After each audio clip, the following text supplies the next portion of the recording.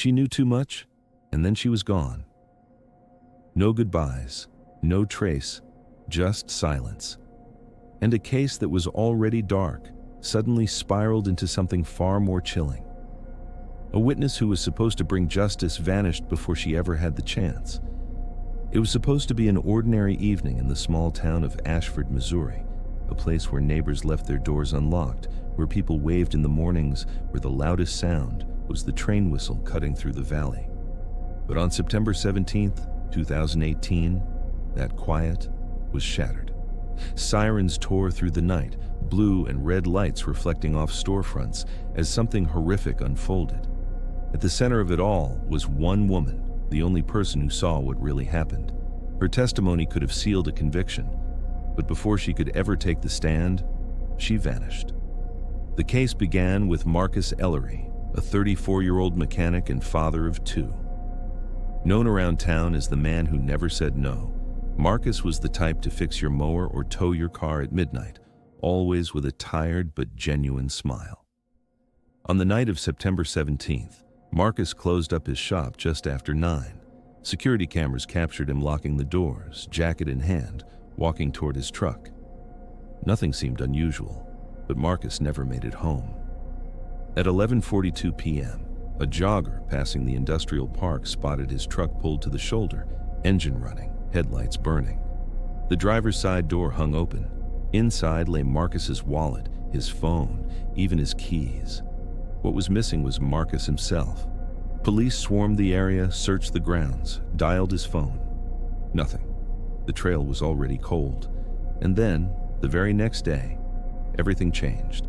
Her name was Claire Matthews, a 29-year-old bartender at a local dive called the Rusty Nail. Petite, sharp-witted, jet-black hair pulled back in a messy bun, Claire had a reputation for being outspoken and unafraid. On September 18th, she walked into the Ashford Police Department and quietly said 6 words that changed the entire course of the case. "I think I saw what happened." She told detectives that around 11:15 p.m., just after closing the bar, she drove near the industrial park and spotted Marcus's truck. At first, she thought it was a breakdown, but then she saw 2 figures struggling by the driver's door. One was Marcus. The other, she insisted, was a man she recognized. A man already on the police radar, David D.J. Holloway. Holloway was no stranger to law enforcement.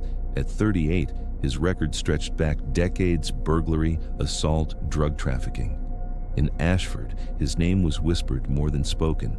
Claire's statement put him squarely at the scene. Detectives moved fast, searching Holloway's property, interrogating his associates, even pulling him in for questioning. But there was no body, no forensic evidence tying him to Marcus's disappearance. The case was circumstantial, and Holloway knew it. With a smirk, he lawyered up and denied everything. On his way out of the station, he turned and muttered something chilling. "People see things they shouldn't. Sometimes they don't stick around long enough to repeat them." For weeks, the town lived in limbo. Flyers covered light poles. Search parties combed the woods. Marcus's wife, Jennifer, begged for answers at candlelight vigils. And through it all, one woman carried the weight of justice on her shoulders. Claire Matthews was the state's key witness. Prosecutors reassured Jennifer that her testimony alone could take Holloway down. By December, they charged him with second-degree murder, even without Marcus's body. The trial was set for March 2019, and Claire would be the star witness. Friends said she was nervous but determined. In a late-night call to her sister, she whispered, "If I don't speak, who will?" Marcus deserves someone to tell the truth. Yet beneath her courage, fear festered. At the bar, co-workers noticed she now locked doors religiously. She asked friends to walk her to her car. She kept her phone fully charged at all times, just in case. And then, just 11 days before trial, that fear came true. On the morning of February 28, 2019, Claire texted her sister at 8:12 a.m. "Running errands. Call you tonight." At 10:03, a neighbor's doorbell camera captured her leaving her apartment, purse slung over her shoulder, jean jacket pulled tight, heading toward her car. By 1 p.m., she failed to show up for her shift at the Rusty Nail. That wasn't like her. By 3 p.m., her phone went straight to voicemail. By 6 p.m., her sister reported her missing. Police entered her apartment dishes in the sink, a half-empty coffee cup on the counter, her phone charger still plugged in. Nothing out of place, nothing to suggest she'd planned to leave. But her car was gone. So was Claire. News of her disappearance sent Ashford spiraling. First Marcus, now the only witness who could put his suspected killer away. Jennifer Ellery spoke to reporters through tears. It feels like someone is erasing the truth, piece by piece. Prosecutors panicked. Without Claire, their case collapsed. In March 2019, just days before trial, the murder charge against Holloway was dropped, pending further evidence. Holloway walked out a free man, smirking, untouchable. Claire's disappearance had become its own haunting mystery. Theories swirled for years. Some swore Holloway had orchestrated her disappearance. Others whispered she had been silenced before she could testify. A few believed she ran, too afraid to face him in court, but Claire's sister rejected that. She wasn't the type to run away. She was strong, but she was scared. If she left, she would have told me. She would have told someone. Yet whispers persisted. A bartender claimed Claire had asked about starting over. Another friend said she'd once mentioned getting a fake ID.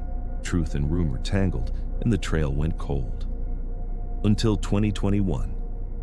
In July that year, 3 years after she vanished, road crews working outside Ashford discovered something buried in brush 12 miles from town, a rusted sedan. When investigators ran the VIN, their blood ran cold. It was Claire's missing car. Inside lay fragments of her belongings, a hairbrush, a jacket, the torn strap of her purse. But no Claire. The driver's seatbelt had been cut, and inside the glove compartment, folded and tucked away, was a note written in hurried, uneven handwriting. 3 words: "He knows everything." What did Claire mean? Who was he? And how did that note end up in her car, hidden in the woods? The discovery raised more questions than answers, and as investigators dug deeper, they uncovered chilling connections not just to Marcus's case, but to a string of disappearances stretching back years. Cases that all seemed to orbit one man's name: David Holloway. But was he truly the mastermind? Or was someone else pulling the strings from the shadows? In Part 2, we'll follow the trail of Claire Matthews through phone records, eyewitness sightings, and a shocking piece of evidence that had been overlooked for years. Evidence that might finally reveal the truth. Before we continue this journey together, I want to hear from you. What do you think happened to Claire Matthews? Was she silenced because she knew too much? Or did fear drive her into the shadows, never to return? Leave your thoughts in the comments below. If this story gripped you, please like the video. It helps more people discover these cases. And don't forget to subscribe to Evidence Uncovered so you don't miss Part 2, where the mystery only deepens. Because sometimes, the scariest stories aren't the ones we imagine. They're the ones we can't explain.